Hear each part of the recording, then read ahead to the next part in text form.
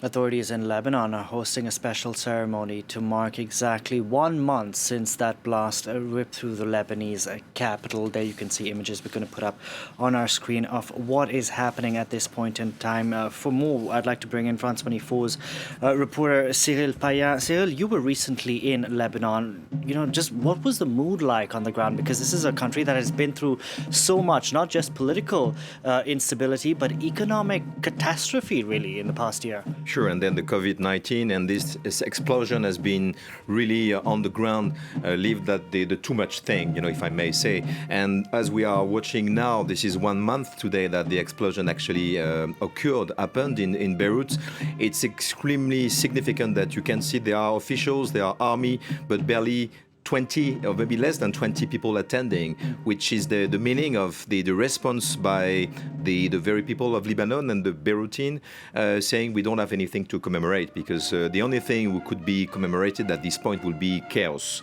Chaos because these very officials, especially the army, we were there on the ground with Bilal Talabeh and Tarabeh and many crews from France 24 since the 4th of August. They were in barely no uniform in the streets after 2.5 weeks. Trying to get to have some rescue and help the people. No officials, not even the politicians, the prime minister, the president there to come in the streets like the French president did 2 days after the event.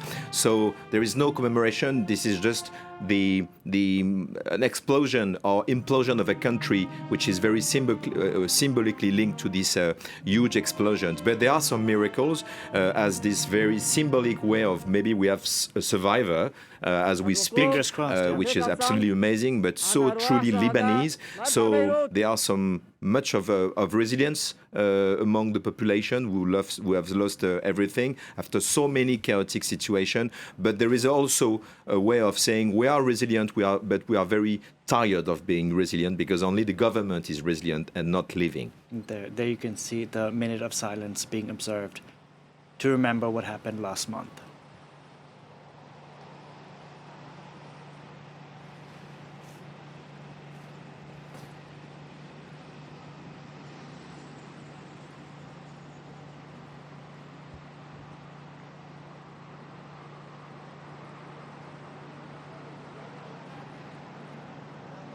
Cyril, you were mentioning Emmanuel Macron visiting Beirut and walking around, as you said. Now, he's been in the country, in capital, twice in the past month.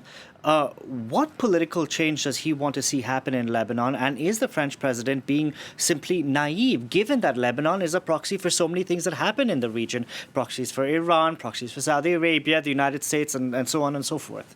I will say that everybody wants to be naive at this point. Even the Lebanese people who just acclaimed him when he was in the streets of Beirut, because at least he dared to do, and he's using this punch diplomacy as pushing people. But you pointing it. The fact is that he doesn't address the political reform, the electoral reform, the structural reforms which are very, very much needed in this country. Nothing, and the Lebanese at first know will really happen deeply. As you say, it's still a lot of proxy problems are indeed creating chaos in this country. So at least he does a kind of job, and he keeps his promises, which is something really new among politicians with the eye of the Lebanese people.